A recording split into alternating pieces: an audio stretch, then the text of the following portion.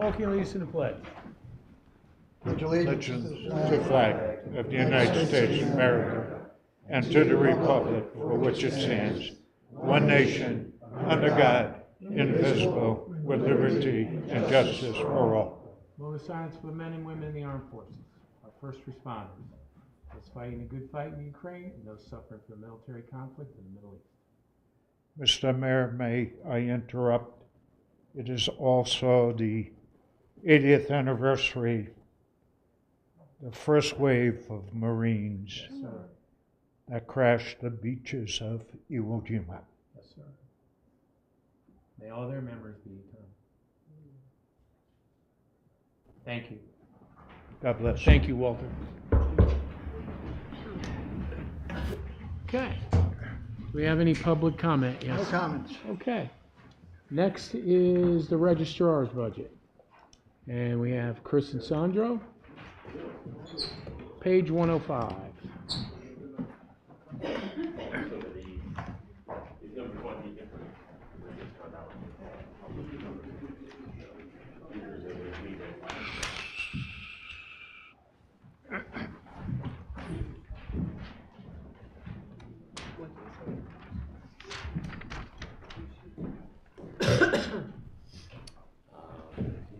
Start. Thank you. I need to get closer to the mic. We had a lot of increases because of the changes in early voting this past year, which is you'll see reflected compared to last year's budget. That's been the most major change, really. Well, I mean, there hasn't been much of an increase in our salary side of things, unfortunately. There should be a bigger one. But the materials costs with our ballots, all that's changing this coming year. Potentially a little bit lower costs on some of that because of the way the new machines that we got, the new tabulators after 20 years, I think, or something. It was a really long time. 27. Yeah. To be precise. So we have all new machines that will potentially be cheaper to run, and especially the paper costs and like that. We do have a lot more early voting now, including like municipal, those 14 days, just like the presidential was. Our referendum votes are extremely expensive to run with extremely low turnout, even when they're contentious. That's something we're hoping to address. We can't do it for this referendum, but hopefully for future.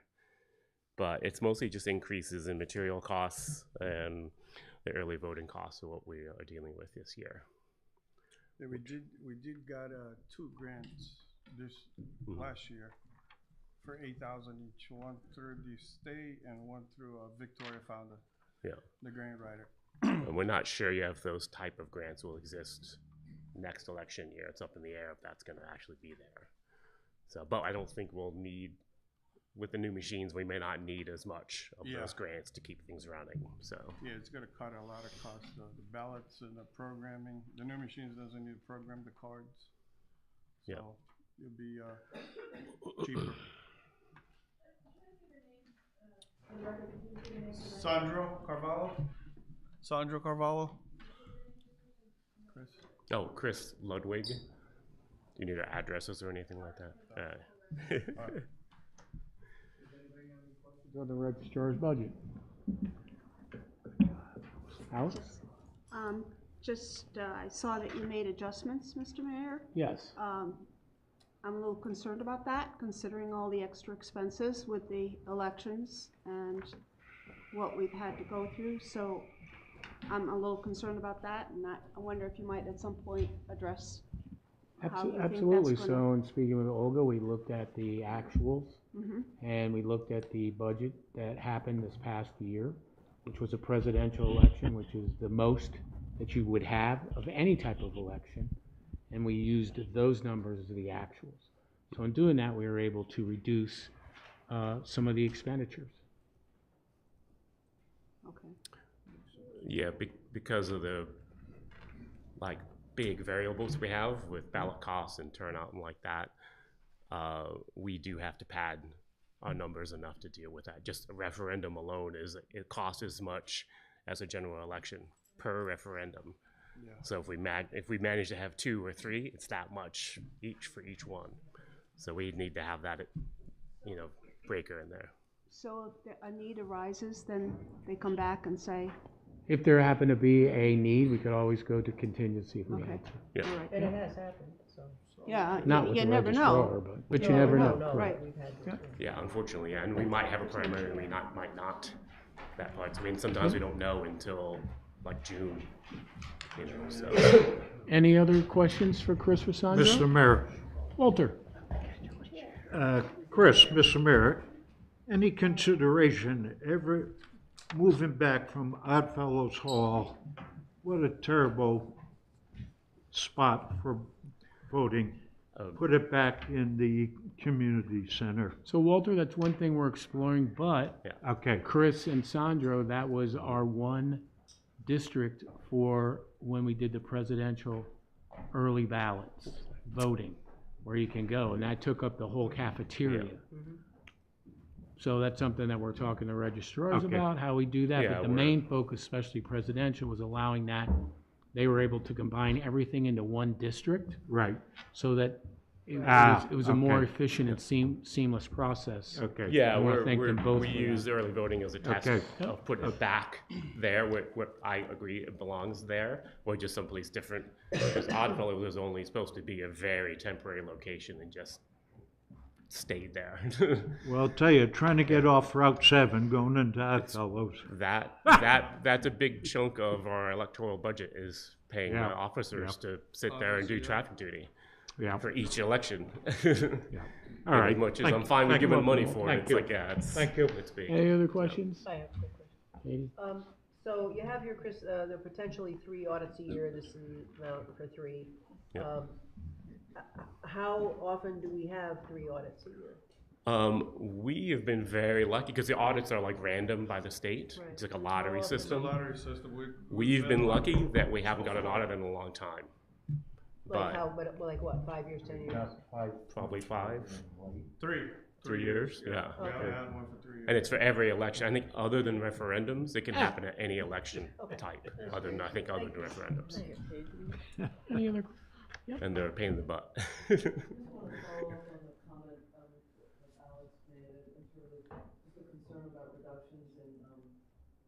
Salary for the registrars and personnel, given the complexity of the elections, the early voting, so we support making sure we appropriately and adequately compensated them and the additional personnel. Yeah. So it's not the actual salaries, the salaries are the same. It's just the timing of how many that we think that we would need during a budgetary process. Looking at the most expensive one that you would have would be a presidential election, which was last year. That's the most you could get, the most days, the most everything else. We looked at the actuals for that. That's why we looked at those numbers and felt comfortable to reduce those numbers. Okay. If by chance that it ends up being where it has to be additional money, we can always take that out of contingency if we needed to. Any other questions for Chris or Sandra? Thanks, guys, and thank you for all of your hard work. Thank you, guys. Thank you.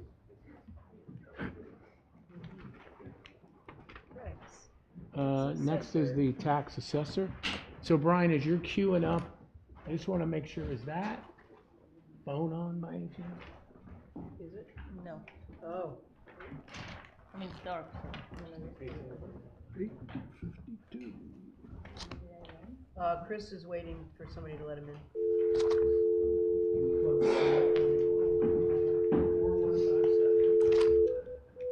Welcome. To join a conference now, please enter a meeting number followed by pound. If you are the meeting host, please enter your PIN. Otherwise, the PIN you entered is invalid. Please re-enter your PIN. There we go. Anybody on? Hi, Chris is here. Hey, Chris. Anybody How else? are you? Is it just Chris? Good. Thank you, Chris. Okay. All right, Brian, thank you. Oh, you're welcome. Good evening, members of the Town Council, Board of Finance. I'm Brian Lastra, the town assessor, and I'm pleased to be here tonight to present the assessor's office budget for the fiscal year 2026. So the office does generate a small amount of revenue each year. We charge 50 cents for copies of maps, property record cards, and other custom reports. So many of our customers use our internet presence to obtain information concerning assessments. And we don't see that much traffic in the office anymore, but we do generate about $300 a year in revenue. Now we'll move on to our expenditure side of the equation, and which is on page 82 of your budget book. And if you look at page 83, you'll see a lot of the detail concerning each line item. First, we'll start off with personnel. We run the office with a staff of 3, and as you can see, the total appropriation recommended for this year is $224,946. And that's an increase of about $5,513 from last year. Basically represents contractual wage increases. We budgeted $500 for overtime in case we run into some time constraints. Typically, we've not used this, but this is going to be a revaluation year, which I'll talk about a little bit later on. So we budgeted $500 for overtime. Then we move on to property tax audits. We routinely budget about $10,000 a year to have a professional auditor. We pick businesses in town to make sure that their personal property filings, they declare the value of the business equipment that they use in their business. We do audits to make sure that the reportings that they give to us coincide or match what they're reporting to the Internal Revenue Service and keeping on their books in terms of depreciated assets. And that usually generates between $20,000 and $30,000 a year in tax revenue. So this particular line item pays for itself over each and every year. Then we have $3,000 that we budget for professional dues and training. We pay membership dues to assessment professional organizations that provide training and educational opportunities to the staff.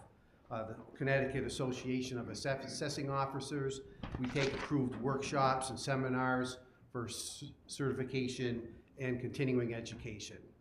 So we have certified Connecticut municipal assessment personnel working in the office, and we use this money to maintain our certification and continuing education, obviously, in any profession is important for the development of staff professionally.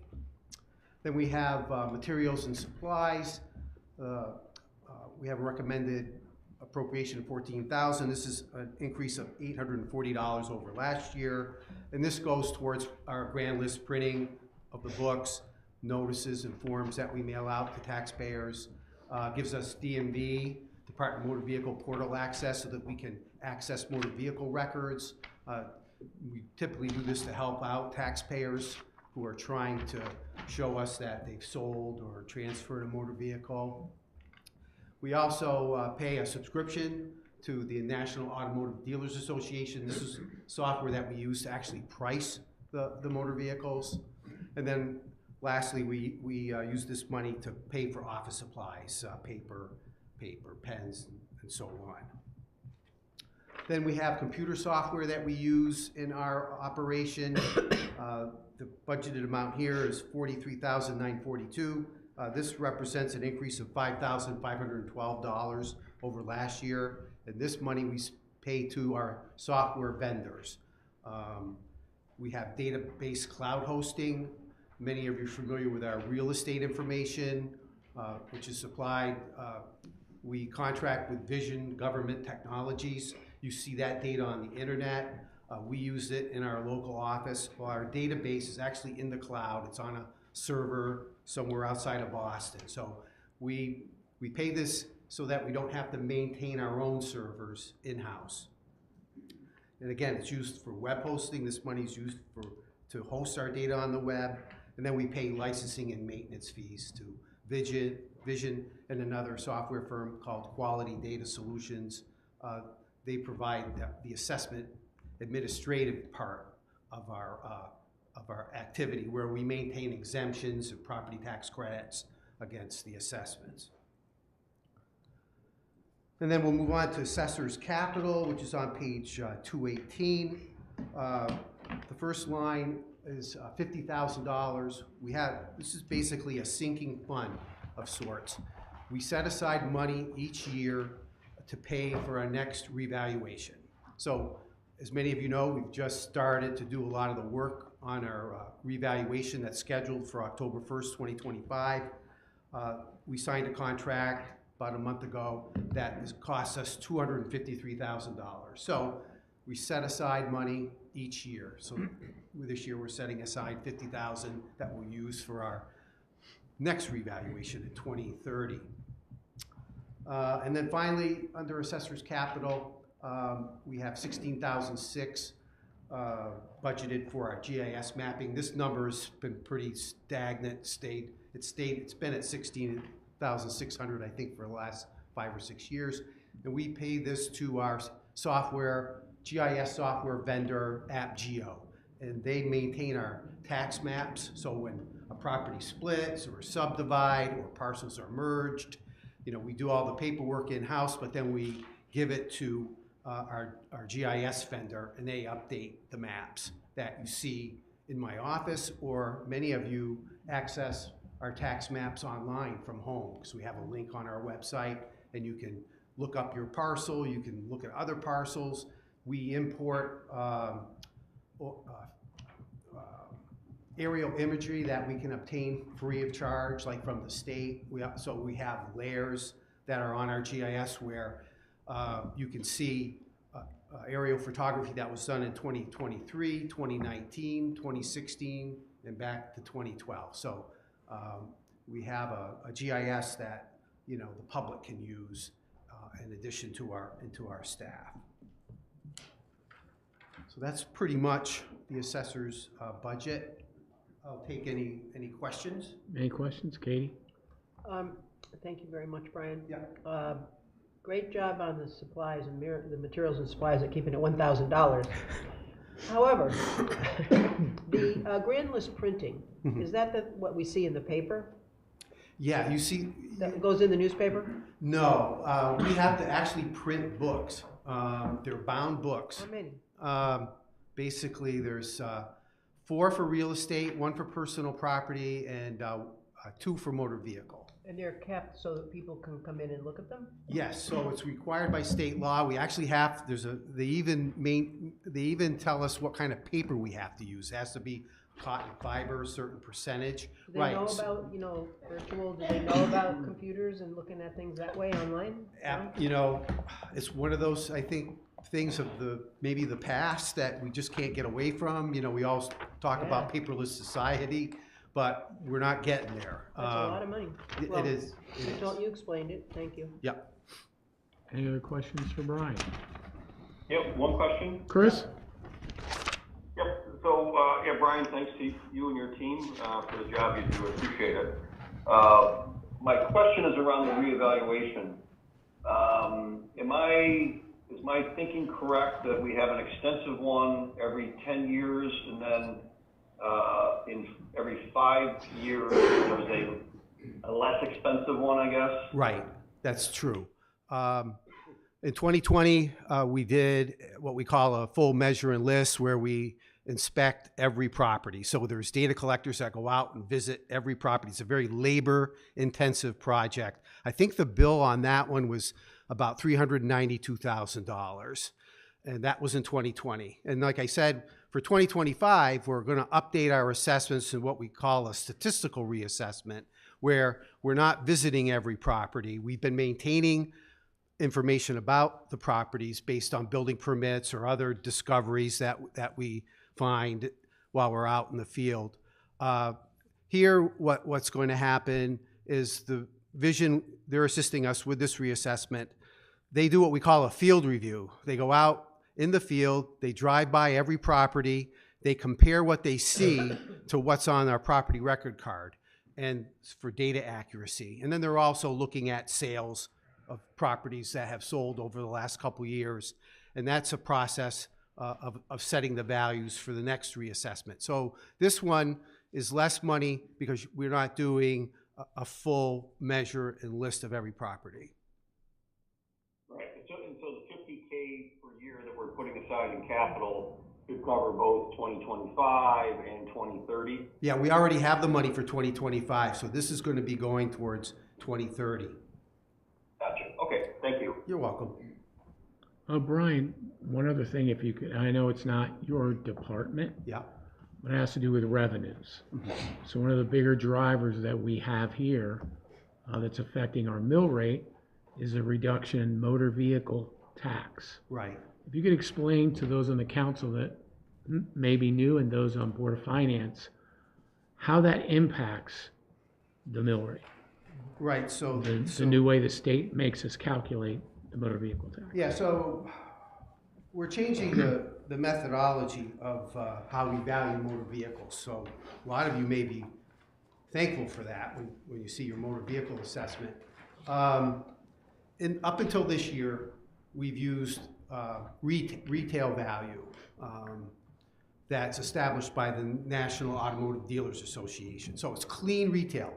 So the values of cars and trucks have always been based on what dealers get in terms of sale price for a vehicle. So the legislature last year passed a law that has taken us away from using retail value.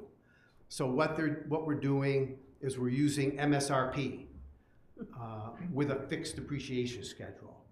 So if you think about it for a second, MSRP and retail for a new car are usually fairly close, right?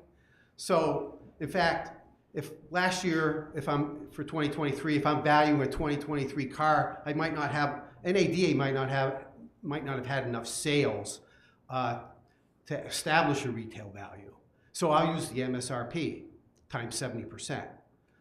Now, for this year, we're taking MSRP times 85% as a depreciation, then times the 70%. Yeah. So in a sense, every new car is kind of getting a 15% discount right off the bat. So, and then the depreciation goes down from there. So essentially we lost on our motor vehicle list this year, almost 15%, 14.5%, our motor vehicle drop. That's 46 million in assessment. Yeah. So that's really kind of put us in a bind. And a lot of towns are going through the same thing. I sent the mayor an article, town of Shelton, their mill rate, their grand list went down 0.5%. And a lot of it was due to motor vehicle valuation. So all the towns are experiencing this here in this first year. And Olga, just so people can kind of correlate that, those that are on the boards and those in the audience and those watching. So how does that correlate when it comes to the way we calculate our mill rate? So because of this, how is that impactful? Sure. So basically, the way we arrive to the amount of taxes that each resident pays is basically the assessed value multiplied by the mill rate. But the mill rate is calculated based on a budget, the amount to be raised by taxes, and that amount is spread over the grand list. And that's where the mill rate comes. So basically, we want the grand list as high as possible. We want it to grow at the same rate as the budget grows. But unfortunately, in this situation, our grand list actually went down. So because of that, the mill rate, the calculated mill rate, it is a calculation. It needs to go up just to make up the loss of collections. Yeah. So Olga, again, if this wasn't a new calculation borne by the state to the municipalities, and as Brian said, all municipalities are going to be going through this. We just happen to be one of the earlier towns that goes through the budgetary process.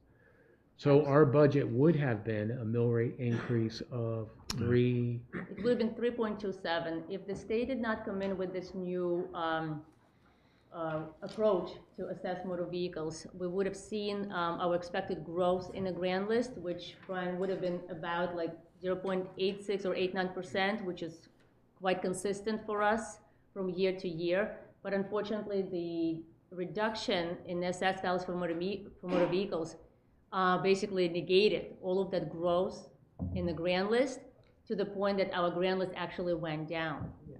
So basically, it's a state mandated reval of motor vehicle, right. And usually, you know, when we go through our normal reval every 5 years, grand list usually grows, but this is the opposite effect. So now mill rate needs to be recalculated to absorb that impact. So basically, in other words, if both budgets were flat, the town board of education and the revenue remained flat, we would still have to increase mill rate just to raise the same amount of dollars as we are raising for fiscal year 25. Because of the value of the motor vehicle. Wondering why it was done. What was the reason? I'm sorry, for what? The change. For the change of methodology? No, state But came. why did they do it?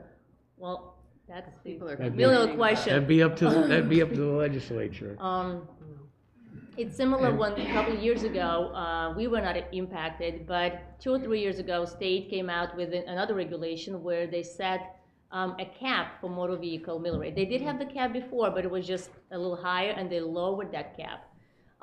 So basically, some municipalities were impacted by that state law because they had to set 2 mill rates, one for motor vehicles and one for real estate and personal property.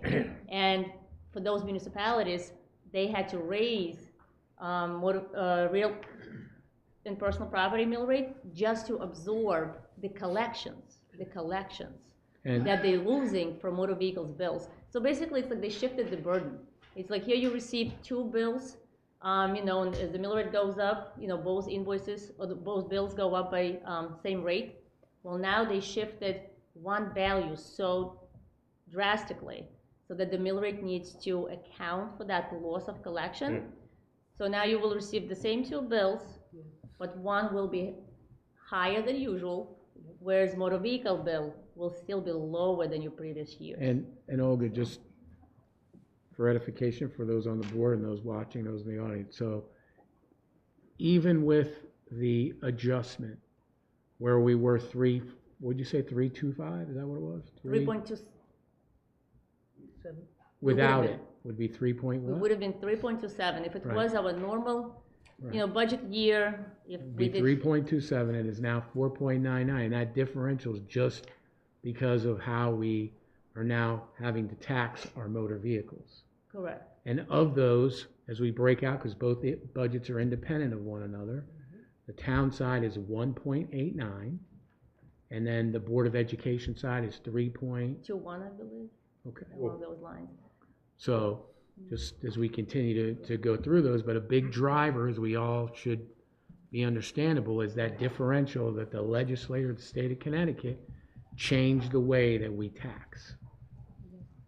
Correct. So and Brian, you had to have your office was the one that had to recalculate all that. Right. Because of that. Yeah. Yeah. Yeah, so basically, motor vehicle grand list went down for about 15% right. For us, and because of that reduction, our total grand list still is lower by 0.56% reduction, whereas usually we experience a growth in the grand list every year, but this year it just not enough. And the other sectors grew, but because of that loss, because of the way we do the taxes, that ate all that growth up, plus some. Yep. Plus some, yep. So now mill rate needs to account for those collections.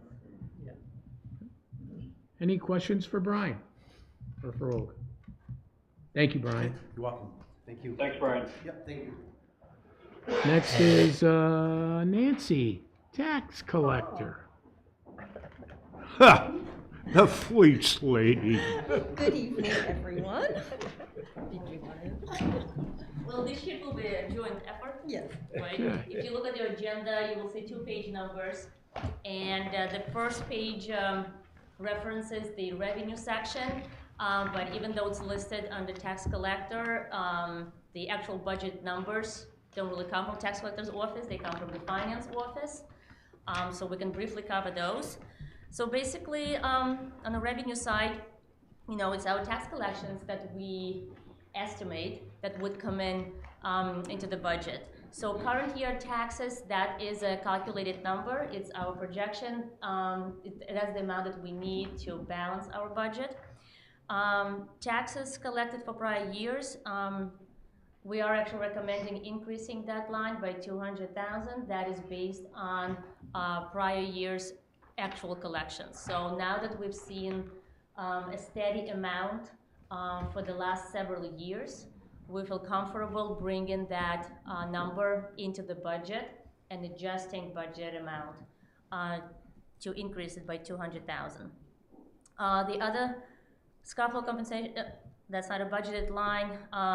Supplemental motor vehicles, we recommend to keep that number flat, mainly, even though we see over collection prior years, but due to reduction in motor vehicle assessments, it is recommended to remain at the same level. And all other lines remain flat other than tax interest, lien fees. Similar, based on our prior experience, we have seen a steady collection those lines. So we feel it's appropriate to increase that estimate just to reflect our actual collections. So that's an increase of 100,000. Any questions so far? Okay, Nancy? Thank you. Page 84. So, as usual, I keep it short and sweet. The biggest change in the budget is the personnel section due to the contractual increases. The overtime has remained the same.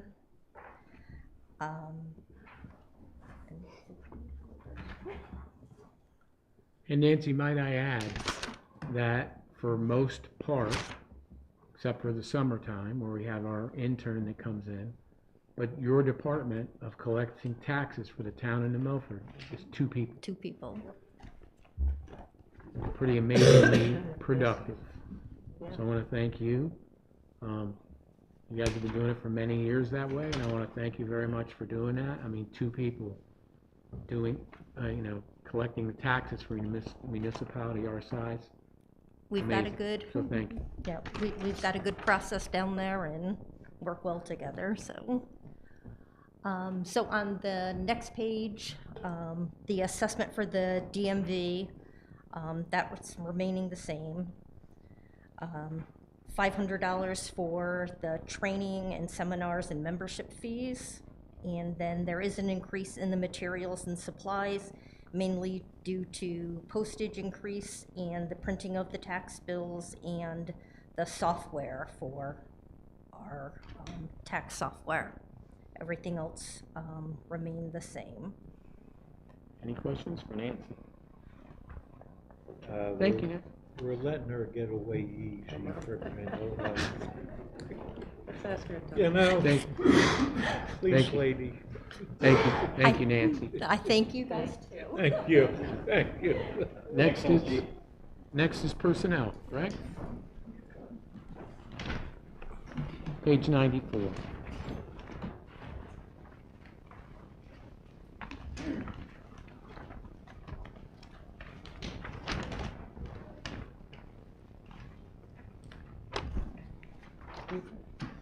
Well, good evening, Town Council, Board of Finance members. My name is Greg Bolero, and I appreciate the opportunity to present the proposed budget for the Personnel Department. As you know, our department plays a vital role in managing the workforce for all town departments with the exception of the Board of Education. Our responsibilities cover a wide array of functions, including staffing, benefit administration, compliance, workers' compensation, contract negotiation. I could go on and on, but really our main focus is just to support the smooth operation of the various departments and ensuring that town employees are well supported. Oops, hold on, gotta go back. And Greg, as you're queuing that up, your department is 2 full-time people. And then we have Marcin, who's here tonight too, and he goes your department into the fire marshal's department as well. That is correct. So the 3 of you basically manage the HR requirements that are very complex for the whole municipality. For all departments, right? All departments with the exception of the Board of Education. Yep. So That's approximately how many people, right? we have 201 full-time employees. We've got an additional 113 part-time and seasonal. Part-time employees, we've got another 29 that are kind of full-time part-time employees, like full year part-time employees, I should say. So we're very, very busy, and you know, our team is small but very dedicated. The 3 staff members, you've got myself as a personnel director, we've got Diane, who's the personnel assistant, really benefits administrator, Marcin, who does a terrific job splitting between the personnel office and the fire marshal. So with the additional hours and the longevity, you're looking at a salary total for $203,431. So for our supplies and expenses, I did the best that I could to keep our budget down and at a minimum. We do have an increase in our tuition reimbursement, which is really just professional development for our staff. We've got some really key new people that are continuing to develop. So this is, you know, both contractual as well as through the personnel rules and regulations. It's a slight increase, but we do offset that with reduction in the materials and supplies. So we were able to take out $9,800. Last year, if you'll remember, we purchased new time clocks for our timekeeping system. Those monies can now come out. So I'm only increasing the supply line by about $200. And the only other increase that we have is through our training and development for our professional development in the department and our memberships, et cetera. But we're keeping the recruitment expense flat, drug and alcohol testing we can keep flat, safety committee expenses we're keeping flat, and our EAP and wellness program we're keeping flat. So doing everything we can to really, you know, do our part with this budget. The total budget is $264,731, which is a $447 reduction from last year. All right. Any questions for Greg? That's pretty impressive. If I read the numbers right, you're lower than last year. I am by $447. It's not a lot, but it's better than an increase. That's pretty impressive. Any questions for Greg? Thank you, Greg. All right, thank you very much, everybody. Whoa. Next is the fire departments.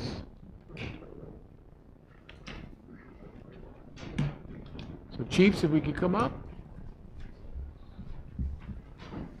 And I believe we start with page 121.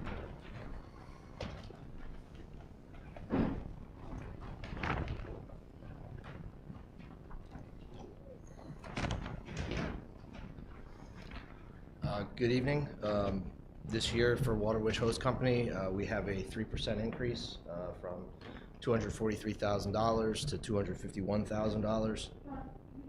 Oh yeah, Sean Delaney, Chief of Water Witch Hose Company. This is a great budget. We were up 10% calls last year. The department ran 763 calls last year, up from 693 the year before. So we are seeing massive amounts of growth in our district. Just a quick overview. Some great things that happened last year. We had 8,100 volunteer responses. That means 8,100 times when that bell went off, the guys came out. We did over 25,000 community hours, which is total service hours. That's up 3,000 hours from last year. So our guys are working hard. We have some great things coming up and great things that we've accomplished. Last year, due to the efforts of the town council, the board of finance, and the mayor, we were able to acquire our new radios for interoperability. We also had our active shooter equipment that has been purchased. We are actually going to be putting that into play in March with the Connecticut State Police for an active aggressor drill. We also have purchased software for online training. We're going to be actually working with our members to increase training at home for online training so that when people decide that they want to do something above and beyond what we're doing on a Wednesday night or on the weekends, they're able to actually acquire more certifications and courses.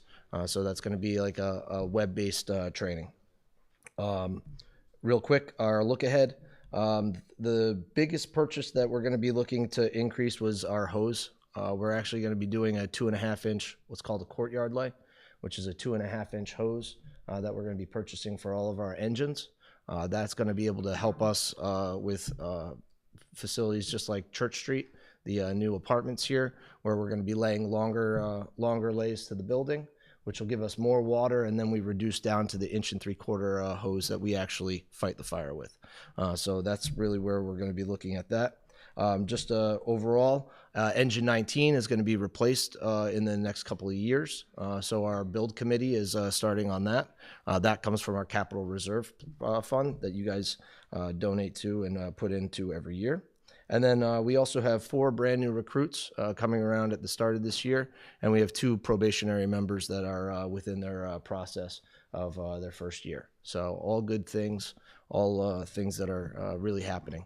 The one thing that I would like to ask, and we've asked this for the last 5 years, our ladder truck is 5 years old now, and we do not have a capital plan in place for that moving forward. It is very, very important. That ladder truck 5 years ago cost us $1.35 million. It is now valued at $2.2 million. We just did the reevaluation today for insurance purposes. So it's going up, and if we as a town, that does not fall within the capital plan for the apparatus because it's such a large expenditure. So we should start planning now for 20 years from now. That's it. Any questions for Sean? How much more life do you have on that? Oh, we have 20 years, Walter. I'm sorry. 20 years. Oh. 20 more years, yeah. It's 25 years and done. Okay. Katie? 8,100 volunteer responses. Yep. What was it the year before? It was actually just a little. It was a little lower, obviously, because we had less calls, less frequency of calls. Okay. But we tremendous. No, not tremendous, Okay. because we still averaged right around 11 to 12 firefighters per call. So we're right in the same ballpark. I think it's just because of the influx of calls that we had. Okay. And the hose, I get the diameter deal, but so you say for a longer distance that you're taking them over here. Aren't there places in town that are even longer? Oh yeah, absolutely. What do you use? In some of those cases, we have standpipes, like at the high school. There'll be a standpipe or a fire department connection that we can actually hook to inside the building. Okay. But longer lays are definitely in bigger buildings. We're going to be fighting that. And these hoses, approximately, what is the cost of those? $9,000 For how many? for 2,000 roughly 2,000 feet of it. Yeah. Any other questions for Sean? Yeah, just one Chris? question. It's Chris. Hey, Sean, you mentioned some new recruits in that. How are you doing? Are you, I don't know if I've used the term fully staffed, but I mean, do you have as many volunteers as you'd like? Well, there's always, Chris, that's a great question. There's always room for more. Wednesdays, we invite everybody down on Wednesday nights and Sunday mornings to come out and take a look. There's always a place for somebody in the fire department, whether it's somebody that's retired that likes to do clerical work versus somebody that is young and wants to go fight fires. There is a spot for everybody within our infrastructure. To your point, Chris, and your question, yes, we are in a good situation right now. We are in a good situation, and we're working to have different types of programs, including working with other departments for drivers during the day, and then we're working on other programs with the mayor to possibly free up people during the day as well. Any other questions? Yep. Yep.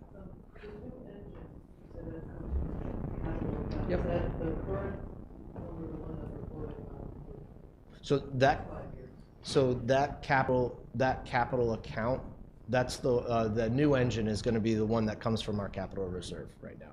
So that capital account is a rolling bank account for us, and we all three departments work within that account on a rotating basis.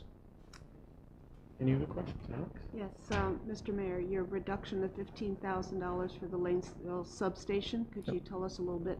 Sure. Lanesville substation, we are doing a renovation on that project. So that would be part of the renovation, so that's why the 15,000 is a reduction. So it's not needed, is what you're saying? Correct. Okay. Any other questions? Okay. Thank you. Thank you. Tyler?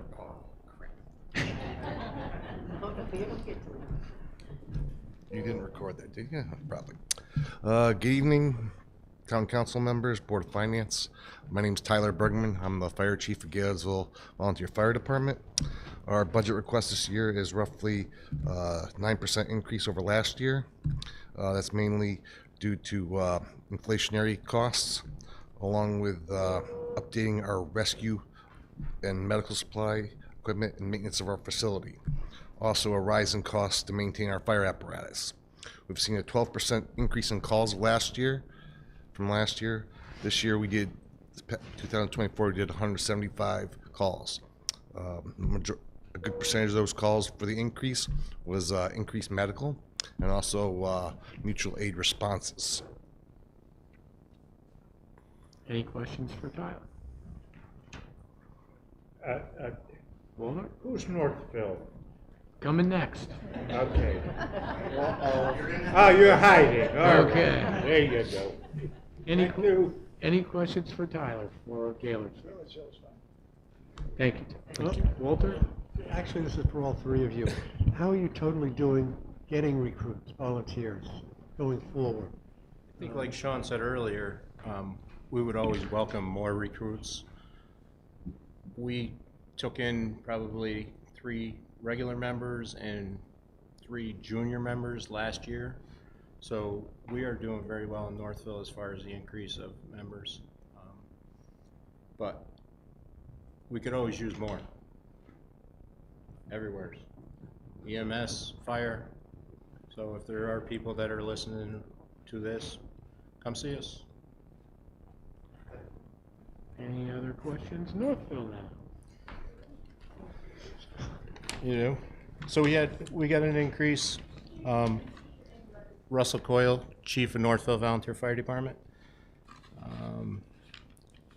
We ran 165 calls last year, which is up from the year before by quite a bit. Some of our increases are in our because of the new members that we have taken in and put them through training. We had 5 go through Fire 1 last year and 2 go through Fire 2, which is great. So our training is up and our physicals are up. And those are really because of the increase in our membership. We do have a piece of apparatus that is amongst it being built. The chassis is at the manufacturer. We're just waiting for a spot in line for the body to get put on it. So that comes from that capital expenditure as well, which we're working hard to try and make that work. But fire apparatus has gone through the roof, and we're going to need more assistance moving forward to try and overcome the expenses of that apparatus. Any questions? Other questions? Mayor? I think I want to ask about the radio connections between other towns and New Milford, your 3 departments. Is everything going all right, or are you still having problems? Some of the upgrading has been taking place as we're moving forward. However, there is a change that's going to happen in March with LCD switching to some different frequencies, so we'll see how that all goes. Gailersville's and Waterwoods has both been upgrading to the 800 because they do more areas where that is necessary, but it's work in progress. Any other questions for the chief? Mayor, Walter, I know there's a burn building down south along the Housatonic. Where is this new burn building going to be built? Great question, Walter. I can answer that for you. Okay, sir. So tentatively, it should have already been up at the Century Brass facility. Ah. But because we're going through the different permitting processes, Okay. it's been delayed. Okay. But that's where all three chiefs, fire departments looked at. That'd be a great spot for that. And that'll be additional training once it's up and running. Fair enough. Gentlemen, thank you. Mr. Mayor, thank you. Thank you. Alex? Thank you. And then the money, $41,000 for equipment, is the same as the previous year? Yeah. Okay. Can you give us an idea of what that is? What's So it's miscellaneous equipment like nozzles, hose that he had mentioned earlier, turnout gear, we slip in some of that, air packs, and such that fans, meters, whatever we need to replace throughout the years, that's what covers the 41,000 goes towards equipment. Thank you. Any other questions for Chief? Quick question, I thought of it with the, talking about the hose. Those nozzles are huge, but what do they cost? Just give me a rough idea. You just got some, so Yeah. what's your latest price? We just did our brand new nozzles. Each one costs about $900. It was $15,000 for the full revamp of all of our engines. All of our engines, 1 3/4 nozzles, and then 2.5 inch Blitz nozzles. So Oh, there you go. it's not cheap. One of those Halligan bars and an axe. Halligan bar runs about $525 now. An axe, same. So every time you look at one of these firefighters, they're basically carrying and equipped with almost $20,000 worth of equipment on top. Speaking of axes, what do you do when you replace an axe because it's outmoded or broken or whatever? What do you do with it? It's usually broken. What do you do with it? Just throw it out? Throw it out, yeah. There's no reimbursement for that? No. I can't ask for any refunds. Any other questions for Can I Chief? follow up with Katie's? Where are those made? Like the axes and? The axes, we buy them from a company called Firehooks Unlimited. The actual Halligan bars are forged. They're forged steel. So everything comes at a price, you know. I know, but do we know where they're made? No, I wish I did. Maybe knock on their door and get a couple extra for free. It'd be interesting to see. Okay, thank you. Any other questions? Thank you, Chiefs. Oh, Chris? Just one question, I think for all three chiefs. I think a year or two ago, the town raised the benefits for like credit cards and such, for volunteers. I'd like to understand if that's kind of made a difference in recruitment and or retention of volunteers. Yeah, I think it rewards the guys and the girls that are doing their part. Do we use it as a upfront dangling of a carrot? No. It's there to reward the people that are doing it. Chris, I will tell you that the gas card program is amazing for our younger people that don't have the grand list. They don't own their own car. They don't own their own property. We're able to give them gas cards, and that's a big thing. Some of our guys have literally gotten through college with gas cards, from us. So it's definitely where it's not necessarily the leading charge, because nobody does this because they're going to get an abatement. It's a nice reward. It's a nice thank you. Every little piece helps keep people interested in wanting to do it. So. Good. Okay, great. Thank you. And thank you and all the volunteers for what you do for our town each and every day. Any other questions? Walter? Just a comment, gentlemen. I can't imagine what this town would be screaming if we had to pay for the fire department. Guys, Outstanding. God bless. Thank you. Thank you. Thank you. Thank you, chiefs. Please thank all the men and women in the departments. Next is the Milford Ambulance. Donna. Let's start with page 140.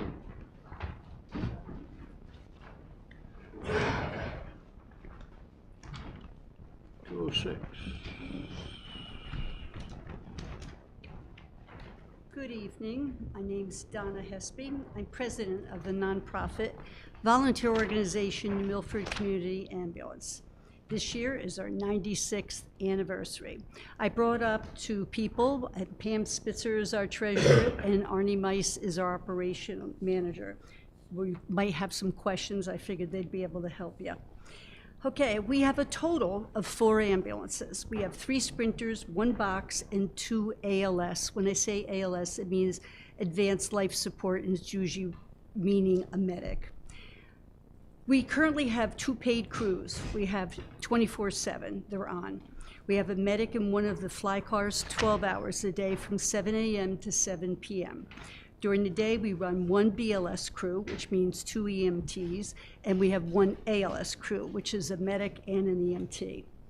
At night, we have both of our ambulances staffed, and they're staffed with an ALS crew. There's a medic and an EMT on every ambulance. So just in case that one of our crews go out and it's just a regular basic call, but then another call comes in and it's a medic call, it doesn't matter which crew went out. They're covered because there's a medic on each one of them. We're still very low in volunteers. We've got 3 new ones that came in this past year. We'd like a lot more, but 3 is better than none, which we've been getting for several years. Having a roving paramedic for a town's been very successful.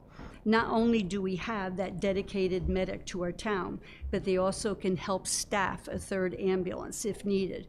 3rd and 4th calls are not uncommon anymore, and sometimes, as Arnie reminded me, we go 5 calls deep. It's happening more and more.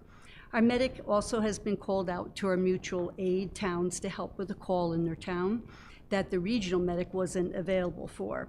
We've been providing this mutual aid assistance to our surrounding towns when needed. This request could be for an ambulance, it could be just for the medic because maybe the regional medic's not available, or it could be for a standby at a fire.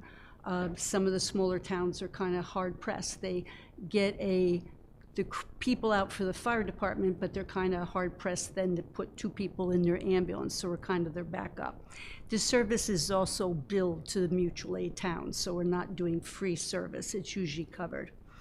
We are over 3,000 calls for the past year. That's averaging over 9 a day. Our rigs go in and out all day long. Just in the past 2 weeks, we were averaging 12 calls a day. It's just been nonstop. That was 168 calls just since the 2 weeks. It's been a very busy 2025 so far. Busiest days are Mondays. In 2024, the 2 months that were the busiest were July and December. During the day, the busiest times are 10 a.m. and then 2 p.m. I'm not sure why, but that's what it is. I do not anticipate anything slowing down. We have a lot of affordable housing, just housing in general, coming into town. More seniors than ever, which means more Medicare and Medicaid. Remember Medicare, which you've heard me say for many years, it pays $474 and change. Medicaid pays $352 and change. And we could have like private insurance, and that gets paid $960. So you can see it's a vast difference in when we do collections. Our biggest increase is in the EMS staffing costs. The past several years, we have had the benefit ARPA funds and surplus funds to help us out. This year, we were totally without anything. It's nothing like that. We billed about $2,422,000 and actually collected 1,114,000. Approximately 46% is actually collected, and it's pretty much due to all the low payments of your Medicare and your Medicaid and no insurance. We still get those people. To compare, this is an interesting fact. New Fairfield has a Nuvance contract, and they have it for one ambulance. It's their ambulance. Nuvance staffs that ambulance with one medic and an EMT on board 24/7. The fee for that contract is $1.6 million. That's just for the staffing. So when you look at our staffing costs, you realize we're getting a lot for our money. Our vehicles repair has been huge this year. Besides accidents and you name it, we've had it. We recently had that accident, person pulled in front of our ambulance, and it's currently in the body shop. Another one's undergoing some pretty big repairs. We have 4 ambulances, which remember, go in and out all day long. There's always 2 of them around call, so they're always being used. We have a 2015, a 2016, and we have 2 2022s. We're going to be looking to replace one of them in the next year. Like all other agencies, the wait for a new ambulance could be up to a year, so we have to start planning now. EMS is changing faster and faster. Less qualified, trained people available, that's EMTs and medics. Less money from the state to help support all the local agencies. The governor has proposed to reduce the Medicaid rates to pre-2024. That doesn't help us.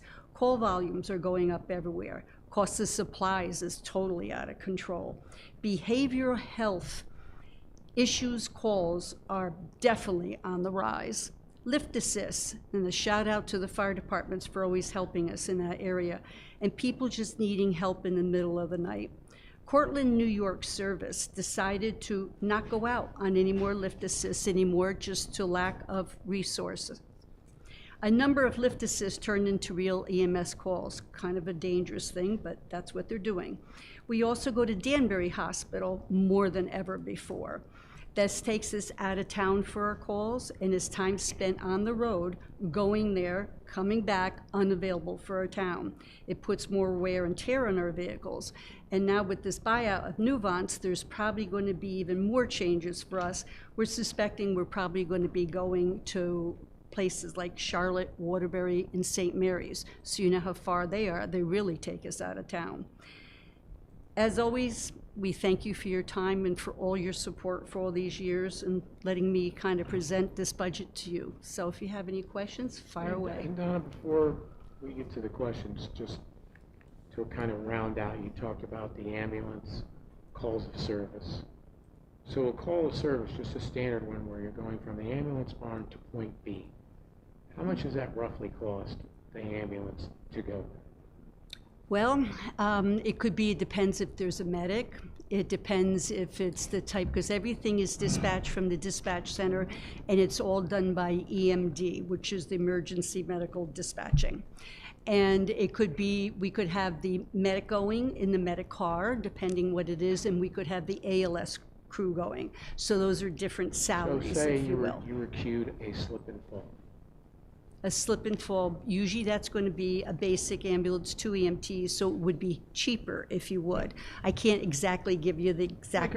Could you give us a rough estimate? So it's $700? around $700. Yeah. Because that's what you said before. Around, So take the number of calls. So we'll take the low number, right? Yep. So $700, you go to the home to lift assist, and I know one of your protocols is, can we take your blood pressure? And they say no. I just want you to put me back in my chair in my bed. That's it. Which we do. We do. And then you cannot bill the customer, right? Yes. So even though we provide the service, which is a much needed service to our residents, that's still in essence a $700 net loss every time that wagon goes out. And I know, because I hear it on the scanner myself, that is quite a number of calls. I believe that's probably your most it's a common most call. Called upon common call that we have. This is the top category. Falls are the top category of calls. Yep, because lots of times they do turn into something big. Our big question is, why did you fall? Did you get dizzy or whatever? And it could turn into a medical call. But lots of times, like Pete just said, it's, I fell down, my fuzzy slippers that they like to keep their feet warm, they're not good on hardwood floors. So as you can see, the fact that before, for many years, we were very fortunate, as we are currently with our volunteer fire department, where we have volunteers. Due to COVID, that on the ambulance is now non-existent. So we are a paid service, right? And to go out each and every time is a net cost. We have to subsidize that cost as a municipality for those reasons. People slip and fall. People may be on Medicare and Medicaid, as we just heard, Donna, those numbers. Medicare, what's the reimbursement rate? Yeah, for something? Yep. And for Medicare? So Medicare's 4 something, Yep. Medicaid less. It's 382. Yep. So as you see, and that's a majority of our calls, we are immediately at a net loss every time the ambulance goes out. But we also have to know, as a community, this is a service that we must provide to our residents. Because God forbid, it could be any one of us or a family member or anybody. When we call on that number, we want to make sure that we have the fastest response time.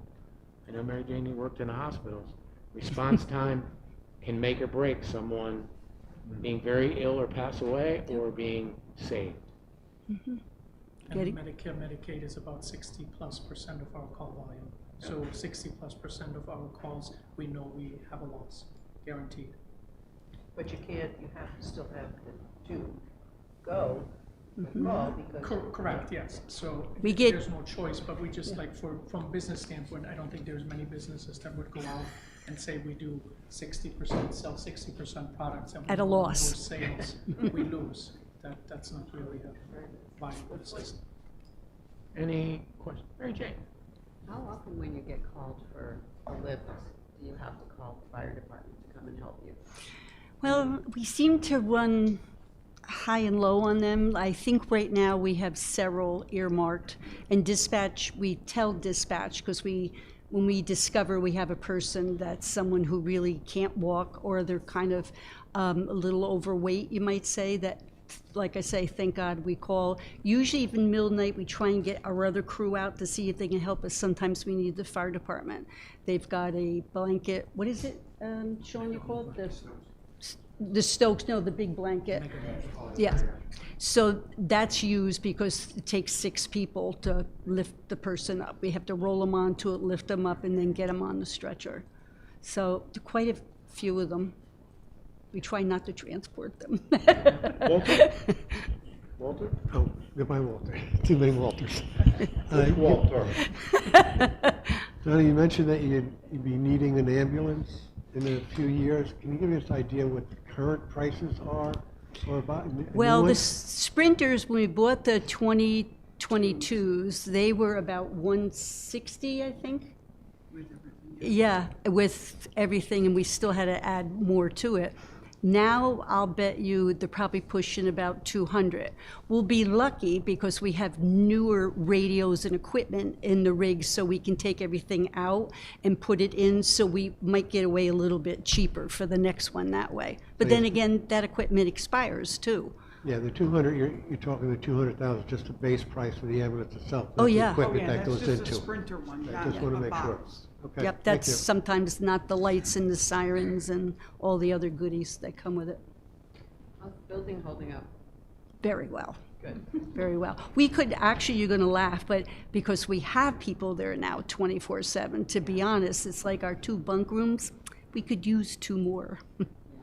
Yeah, we haven't quite gone that way Is there yet. room in the building to reconfigure anything? There might be. We'd have to steal room from our training room that we love because of the size of it, but, you know, maybe we're gonna have to go that way somehow. Any other questions for Donna? Mr. Mayor? Yep, Chris. Oh, I'm sorry. Chris? Chris? Yep, thank you. Thank you for the presentation and especially the eye-opening comparison to Earth. And that really certainly opened my eyes. And thank you and your team for what you do. And this question is not at all a criticism. You know me, please don't take it that way. Mhm. But the increase you're looking for here is roughly 8%, and I think you've justified every penny of it, to me anyways. And I know you've been under a lot of headwinds these last few years with lack of volunteers, et cetera. But going forward, do you think this is the sort of increase that we should expect year to year? And, you know, I know you have to look in your crystal ball, but I'm just thinking ahead and, you know, is this what we should expect? Well, to be honest, if I had a fast guess, because I don't have some figures in front of me, I'd say, yeah, there's going to be increases because there's always going to be an increase with staffing. After all, you know, they get increases. And then the other thing too, Chris, is the fact of like all the medical supplies and stuff, it's like just went out of control. You know, epinephrine, you name all them, they went out of control. So you know, it's hard to guess. Right. But we shouldn't be surprised at that. No, I don't think I'm going to be coming in saying, like when the fire departments did that they're a little, or whoever it was, said that they were a little less this year. I don't think that's probably going to happen. I wish, but. Yeah. Understood.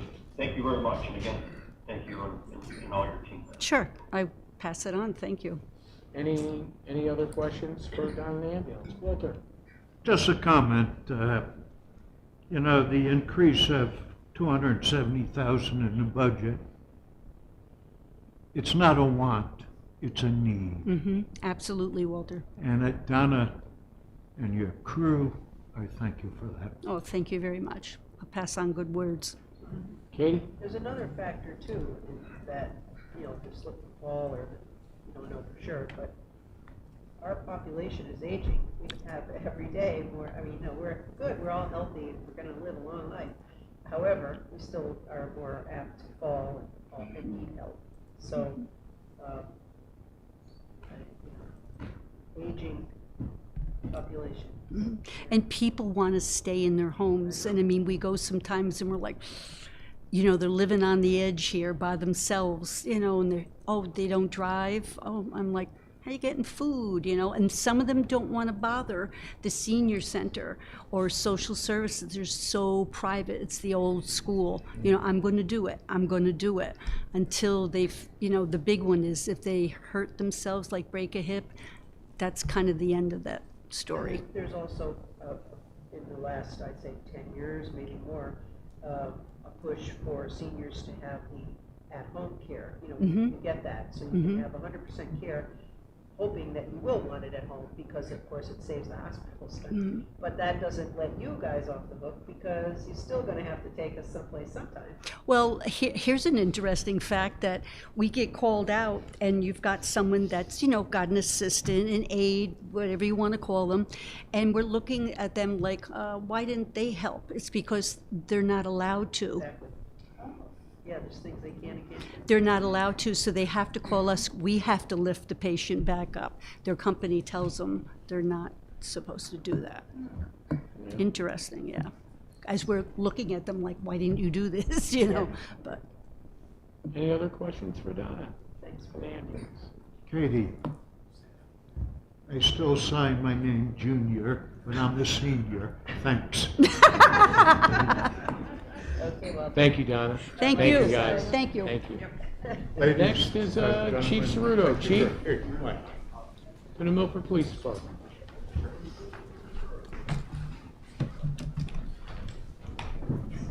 That flag attacked you.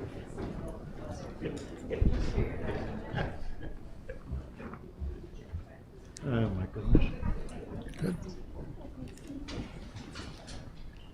Well, good evening, everyone. I'm so happy and proud to be here representing the fine men and women of the New Milford Police Department, of which I have a few with me tonight. And I'd like to introduce my command staff, Deputy Chief Wilcoxon, Lieutenant Wheeler. By the way, Lieutenant Wheeler is our most senior officer with 31 years of service here in New Milford. Lieutenant LaFond and Lieutenant Relier, and back here, very important person, my Executive Secretary, Christine Gautreau. Nevertheless, we're very happy to be here, and thank you for this opportunity, Mr. Mayor, Town Council, Board of Finance, our Finance Director. Thank you for your support. Without Chief, your support. who's working in the building then? Come on, Chief. We've got some very capable people working in the building. We're here to support them. But thank you for your support. We believe our budget is a plan for how we provide our services Page to the 109 community. for everybody. And we want to ensure that we provide our community the best value possible. We want to thank our community. We want to acknowledge our veterans, and I especially want to thank our fire departments. We respect them immensely, and we're very proud to work with them. Yes, I'm Chief Ceruto, and my goal is to present a budget that is reasonable, that provides quality services that the public expects and the public deserves. I also want to give our officers the training that they need and the equipment that they need to provide the services to the community. I also want to make their jobs safe, and the budget allows us to do that. And of course, we want to do that in a fiscally responsible manner. Every dollar matters. It's the public's money, not our money. Anyway, the budget is a plan for safety and security of our community. That's our primary goal. It allows us to operate in a manner to keep crime in check, to address concerns of the community such as drug addiction, traffic safety, safety of our children. It allows us to do community policing, which is the cornerstone of fair and impartial policing. Community policing is a partnership between us and the community, and we have several programs that help us in that vein. For example, our Citizen Police Academy and our cadet program, our car seat program, Coffee with a Cop, and our community outreach officer. Our officers are out there, they're visible, and they're approachable. Our staff works very hard each and every day, often in dangerous situations. And we want to take some time to show you some of the hard work that our officers do. And we want our community to understand the value that they're getting for their tax dollars.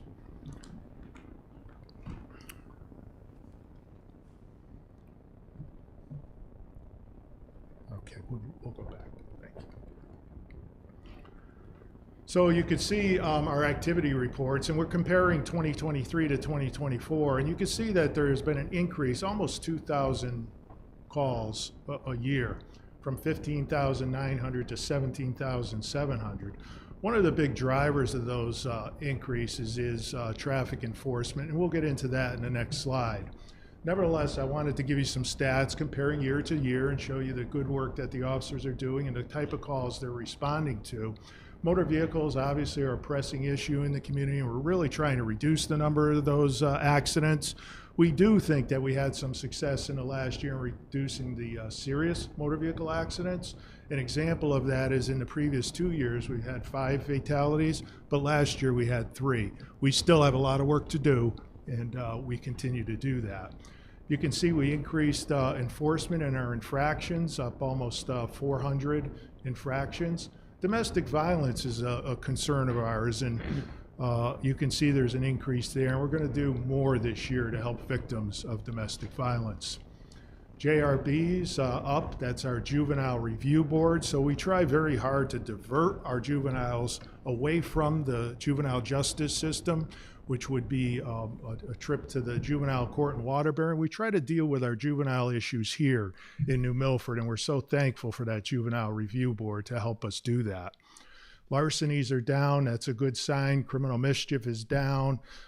Assaults are down. Drug overdoses, we're very happy to see a decrease in that area. Of course, no victory laps here. We still have a lot of hard work, and we need to keep the pressure on and keep up the good hard work. We did have 1 robbery this year compared to 0 last year, and this robbery was something that we solved within hours. Now, we try to use different pockets of money to help drive our efforts. One of those is grants. This year so far, we've been awarded $117,000 in grants, and we apply for more at all different times. Right now, we've currently applied for 2 more. So those grants come in handy in providing us extra opportunities for enforcement, for example. And you can see that the officers have done tremendous work, and I can't thank our officers and staff enough. Without them, we couldn't accomplish what we do. This traffic enforcement effort, as you can see, has increased steadily over the years. We increase incrementally. This year we're up 1,100 motor vehicle stops. And again, you can see the accidents are up, but can you imagine what they would be if we didn't do this type of work? It's really amazing work the officers are doing. You can see infractions on the increase, and that number to the right of the 1243 is $309,000. That's the amount of infractions that the officers have issued in that last year.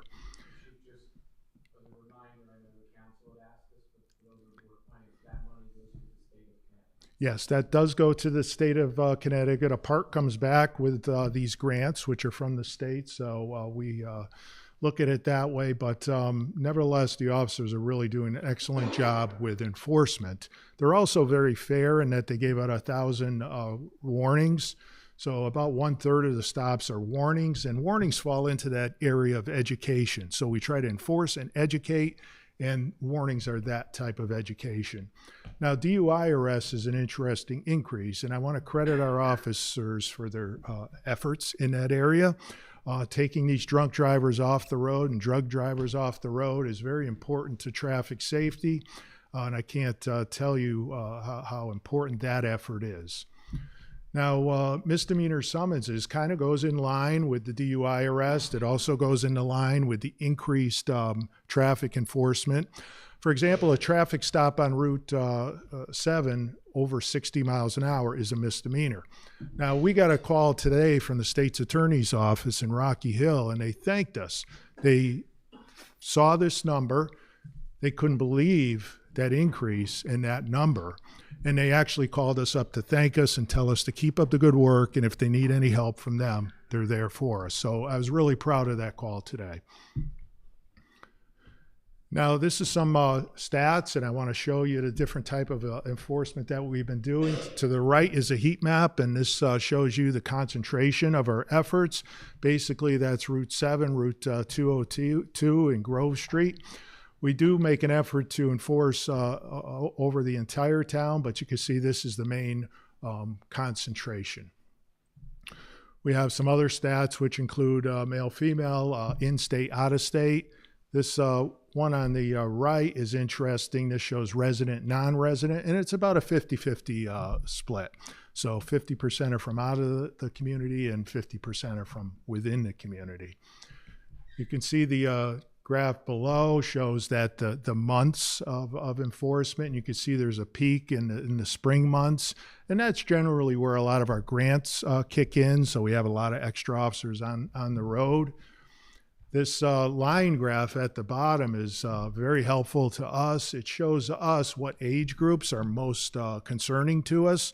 So if you see that 18 to 20-year-old age group, that's a peak, and those are the people we stop the most.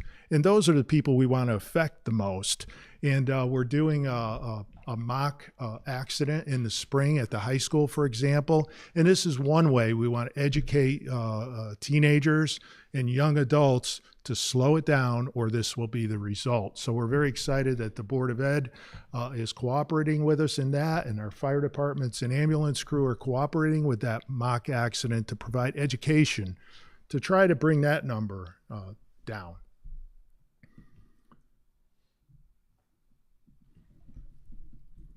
Now, these are just some of the things that we do each and every year. Up in the top left corner is one of our newest officers. That's Officer Caldera.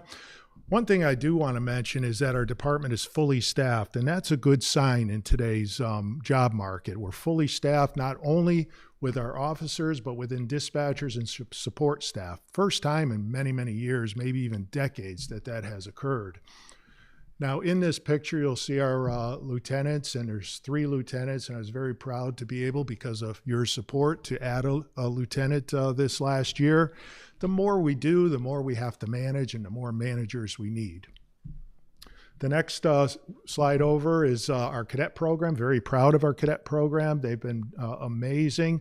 They're entered in competitions across the state, winning many prizes. We're very proud of them. In line with traffic enforcement, our motorcycles, our new traffic enforcement vehicle, and we can't tell you how successful that's been. That low-key, discreet model without the lights and without the white markings has really been helpful to us in enforcing traffic laws. The helicopter program is still going strong. Again, a program that doesn't cost the town through tax dollars. It's a public-private partnership, one of its only kind in the country. We're very proud that they made a trip down to North Carolina to help those in need, to provide medical supplies to those cut off from transportation. On the next slide, that's our community outreach officer at a reading day at our schools. Down here in the left corner, we're collecting supplies to transport down to North Carolina. In the center bottom is our K-9 team, and I'm so proud of this team. And again, we're trying to do our best to provide the services for our community that we sense they might need. So if a child goes missing, if an Alzheimer's patient goes missing, if we need to find some evidence, we've got some excellent options there. The bottom right corner, we're very proud to become accredited, and this year we're continuing our accreditation process. We're trying to even get to a higher level of accreditation. So just some of the successes that we've had within the last year. So this is an interesting video we want to show you, and this touches on a lot of different topics. One, it'll show you how our body cameras work. You provided the funding for our body cameras, and they're very useful and very helpful to us, and we want to show you that. And I want to introduce Lieutenant Wheeler, who's going to present this video and discuss it. Good evening, Mr. Mayor, members of the Town Council, members of the Board of Finance. Thanks to the Chief for allowing us the opportunity to present this video to you. I'm going to talk a little bit about two things: de-escalation and crisis intervention. Now, the Chief spoke earlier about training, and training is very important to us. And the reason we send officers to training because it does several things. In de-escalation, for example, is crucial to maintaining public safety, reducing the risk of violence, helping officer safety, and it also builds a trust between the public and the police. Here in this video, you're going to see one example of de-escalation techniques, but you're also going to see things that we learned through crisis interventions training. And this is just one example of the things that the officers go through on a daily basis, but you're going to see this is pretty eye-opening. Let's see if I can get it to play here.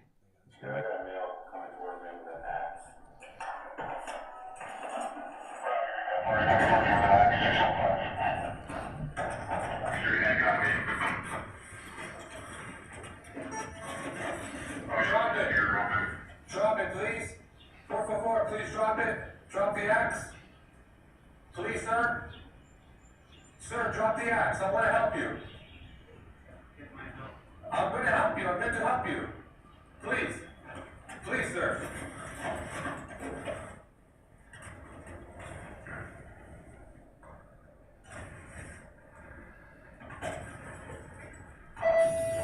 I got him to drop the axe. Drop the axe. Sir, come over here. Yep. Okay? I'm gonna help you, okay? All right?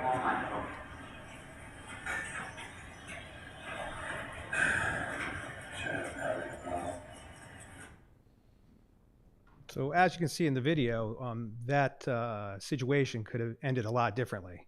You know, the individual here was suffering from a mental illness. He had a weapon in his hand, and the officers used some of the techniques they learned: gaining space, getting back in the vehicle, backing up, trying to communicate with the individual, and they were able to get the individual to drop the axe. So, you know, this could have been in a different location, a lot more serious. So what I'm trying to show you here is that the chief likes to position our resources, and he uses a technique that he calls data-driven policing. And with that, we do a lot of statistics. We look over what we do on a daily basis and see where we can do to manage our resources more effectively.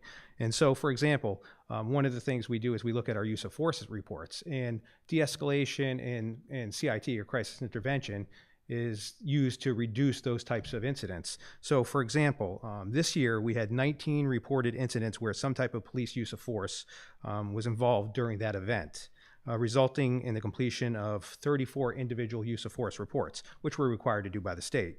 Of those 34 reports, 6 required submission to the state because they met circumstance of mandatory reporting. So that would be, for example, we point a firearm at somebody during an incident, or we activate a taser and shine a laser light on them. Those are things that the state requires us to report mandatory to them.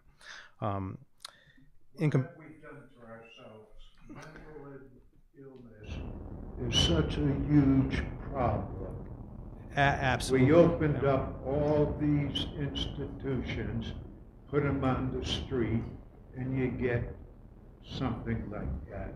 And it happens all the time. It does, and that's why we focus on the de-escalation, the crisis intervention, because it gives the officers the tools to work with people that have mental illnesses. So we don't do the things that we did in the past. We try to use these techniques and to circumvent the bad things from happening. But you gotta walk on eggshells when you're dealing with something like that. You are absolutely correct. Because, boom, it can explode into just total disaster. Correct. In comparison to the previous year, the department had 31 incidents involving some use of force during the 2023 calendar year, which in comparison to this year resulted in a 38.7% reduction in use of force by the officers in 1 year. So, Chief? Thank you, Lieutenant. Fine job. Yep. Chief, Lieutenant, if you could, I know, thank you to the town council and the board of finance. We use American Relief Funds. It's one of the very few towns that actually has a simulator for de-escalation.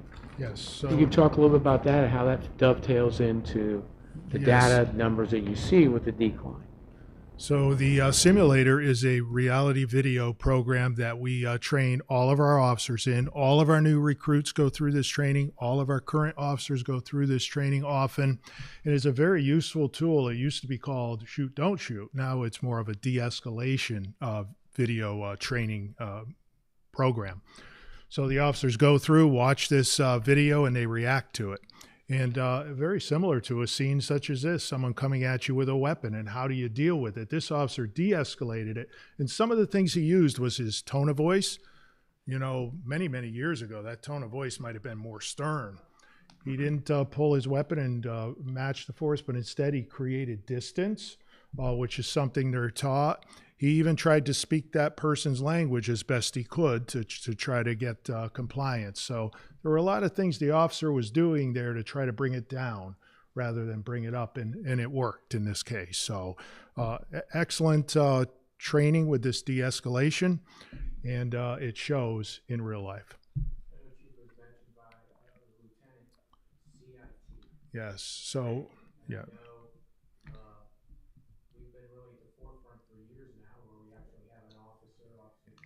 Yeah. Yeah. Kind of the tip of the spear, so to speak, on all sorts of incidents, whether they be someone who needs assistance with mental illness or drug addiction or even homelessness. Yes. Also working with, as we have our community resources team, which I think is one of the first in the state, where we work together with our social services, youth agency, also with our senior center, police department, New Vance, and a lot of these other third parties as we all get together monthly and go through those. Yes. But one thing I'm very proud that you have led the charge on is how many officers now have been trained CIT. Right, so CIT is Crisis Intervention Team, and we're up to 16 officers who have been trained in that. And we have 2 more scheduled in March, so that'll bring us up to 18. And our goal is to keep that training going. And we were so thankful for the opioid funds to help us pay for that training. And like you said, it's a team effort. It's the police departments, the fire departments, the ambulance, it's the town, it's all of these different resources within the town, and we're all working together, and it's really a team effort. That's great. Question? Yes. So kudos for the de-escalation and the getting the fellow that drops it and actually got any further problem, but what happened from that point on? We would get him help. So he would have been committed to the hospital, and it would have been a mental health crisis, and we even tried to work with him afterwards to get him resources. Great, thank you. So this will be our last slide, and we just want to talk about a few of our accomplishments in this last year. Some of these we mentioned already. I'll just go through them quickly, and the officers have some comments also. We've improved officer wellness. We rank fifth as the fifth safest town in Connecticut. We're very proud of that. Crime rates are down, and violent crime is virtually non-existent. Active shooter training improved, and we will be having active shooter training in March with the fire departments, and we're looking forward to that. Continuous de-escalation training. We've added the third lieutenant, this JRB issue, and we're so thankful for the Juvenile Review Board. We've implemented new weapons, and again, that was an excellent improvement because it's got red dot sights. So that increased the accuracy of each and every one of our officers on the range. And by doing that, we reduce liability to the town. So it's an excellent program. Thank you for providing the funding for that. Drug overdoses are down. We still need to do a lot there, but crisis intervention team training is up. We're very proud of the protection that we give in the schools. And we now have a full complement of armed school security officers and school resource officers in each of our schools. Our aviation team, we're very proud of. As I said, they traveled down to North Carolina to provide amazing assistance, and our deputy chief heads that program. And Dep, if you can just tell them a little bit about the program. Sure. Deputy Chief Al Wilcoxon, New Milford Police Department, also the aviation unit commander. Very unique aviation unit we have. We are the only municipality in the state of Connecticut with an aviation unit. And as the chief said, it is a public-private partnership. So the funding for that is almost entirely comes through a 501c3 that supports all the aviation, all the maintenance costs, the hangar costs, travel, fuel is all paid through the 501c3. We usually get one, sometimes two very small grants from Demis for small pieces of equipment, but well over 98% comes from the 501c3. We act kind of like a volunteer fire department. This is the aviation unit, so it's all volunteer. There's no overtime costs. We have a total of 5 personnel that deployed down to North Carolina. We were requested from local officials through the local government to another nonprofit, which specifies and specializes in helicopter operations because it's such a small community. And they had a need because many of the towns in North Carolina were totally cut off. And they had no way in and no way out. All the roads were washed out.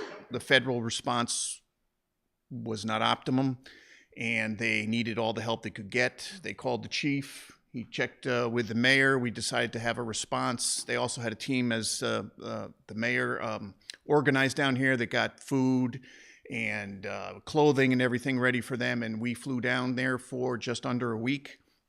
And we provided mainly medicine to very, very remote areas of North Carolina. And you saw it on TV near Swannanoa and up near Boone, North Carolina, up in the mountaintops. And we were able to use the helicopter to drop off primarily medicine, EpiPens, and insulin. We were there for just over a week. We operated at 3 different bases, and at the end of 5 days or 6 days, the military was able to get there, mostly National Guard assets, and with heavy lift helicopters like Black Hawks and Chinooks, and to take over from ours, and we were released to come back home. So many of those costs, again, were all through nonprofit, and it's a totally unique relationship that we have, and I appreciate everything you've done. You can imagine if something like that were to happen around here, these folks never expected that down there. They were nowhere near a coastline or anything like that. So if something happened like that up here, and we've had some pretty bad storms from time to time, wires down, etc., it's a unique skill that we have. Thanks. The beauty of it, volunteerism, sponsors, it binds people together. It just absolutely. Asheville, I don't know how they're ever going to recover down there. They just got hammered. They did. They did. Thank you. Thank you. Sorry about that. That was just, Chief, that was just a comment. Thank you. Lieutenant LaFond is our K-9 commander, and he just wants to talk briefly about our K-9 program. Sure. Good evening, everyone. Yeah, I'm Lieutenant Mike LaFond. I'm the administrative lieutenant, but I'm also the K-9 unit supervisor. So the chief just asked me to get a brief overview of the K-9 unit. So currently we're running 3 patrol dogs. We have K-9 Ella with Officer Williams. That's a bloodhound, single-purpose tracking dog. We have Officer Shaw with K-9 Mattis, and that is a narcotics dog plus tracking.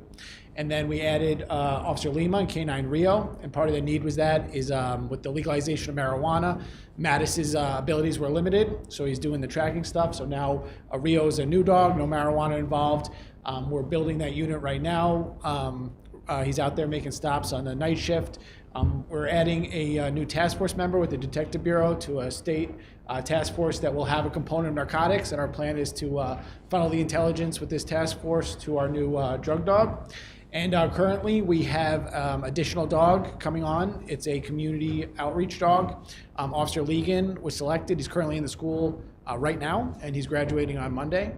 So that dog's unique to policing. That's something Chief Cerruto has been talking about since the day he got here.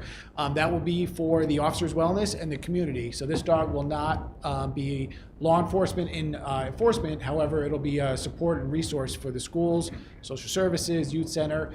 So we're excited to bring that on next week, and I'm sure we'll do something for the town council to introduce that dog when he gets here. Absolutely. So thank you for your time, and the dogs are doing a good job out there, and I appreciate the support. Thank you. Let them know we So we have zero tolerance for drug dealers, and we also have zero tolerance for people who attempt to harm our children. And I just want to have Lieutenant Relier come up and speak very quickly to this task force we're part of. Good evening, and thank you for having me. I am Lieutenant Katie Relier, and I supervise our detective vision.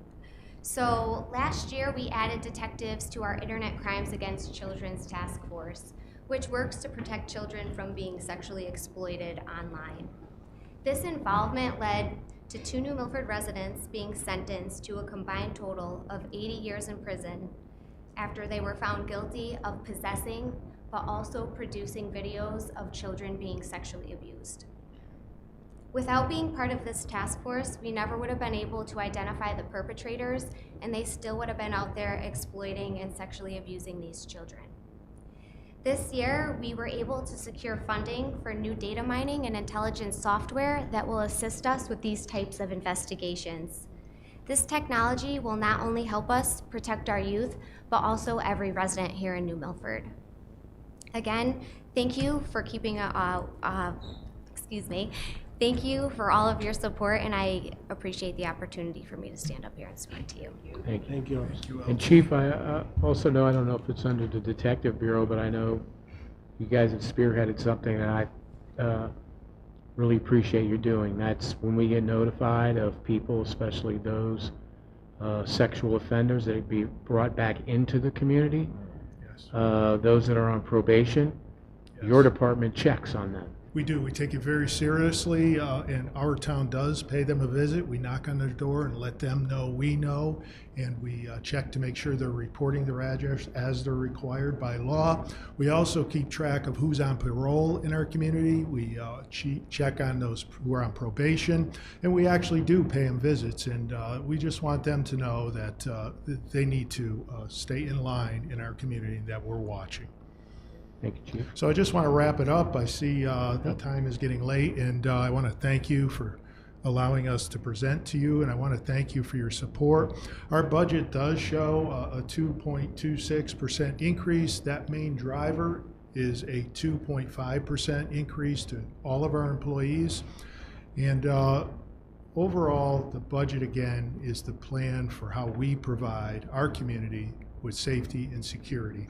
We want our community to see the value that they get, and we want them to know that every dollar is very carefully managed. Thank you all very much, and I'd be happy to answer any questions you might have. Thank you, Chief.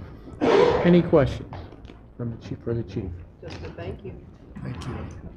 Thank you very much, everyone. Mayor? Yep, Chris? Yep, sorry. Yep, I have a couple comments and a few questions. So first of all, I said this before, and I'll say it again, I'm extraordinarily proud of this police department. Everything you hear tonight from the chief and his command team, you're just doing phenomenal work.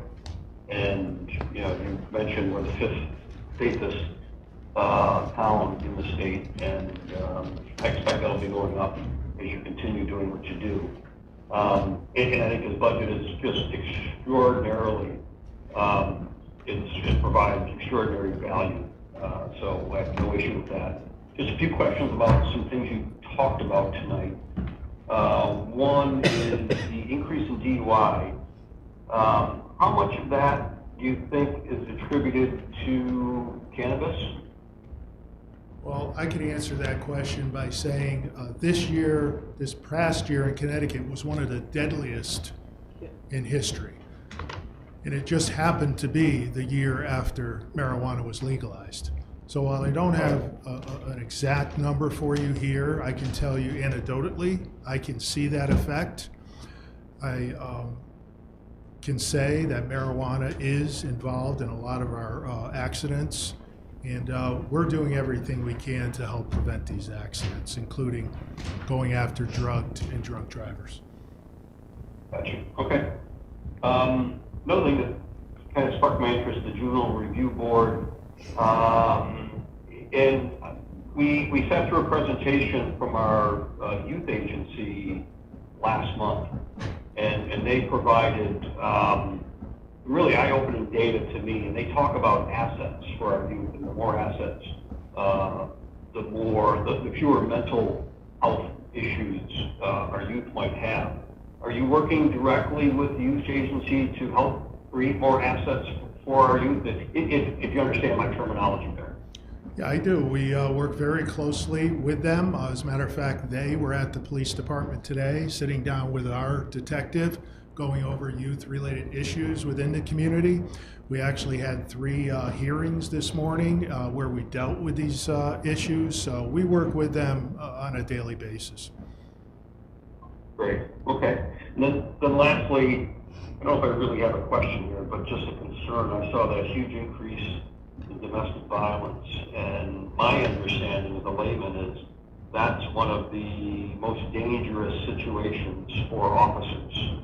Calling on domestic violence. And I know you're going to do everything you can to keep our officers safe, but I just wanted to certainly highlight to our community that you are seeing, an increase, a major increase in your own personal safety, and I hope our community really appreciates that. Yes, thank you. It is a very dangerous situation for our officers, also a very dangerous situation for the victims of domestic violence.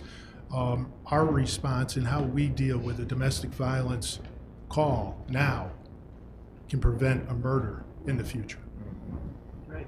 Yeah, absolutely. So, again, thank you all to everybody standing here, and then everybody who's out in their cars patrolling tonight, and the whole police department and dispatch, etc. So you just do a wonderful job. Thank you, sir. Any other questions for Chief Ceruto? Thank you. Thank you, everyone. Good night. Chief, thank you to men and women. Thank you very much. Chief, always good to be seen, Chief. Always good to be seen. And do we have anybody from the public that would like to address the council and Board of Finance? Okay, Walter, would you like to make your motion? Motion to recess our special council Board of Finance meeting till Thursday, February 20th at 7 p.m. Second. All in favor? Aye. Board of Town Council, the same?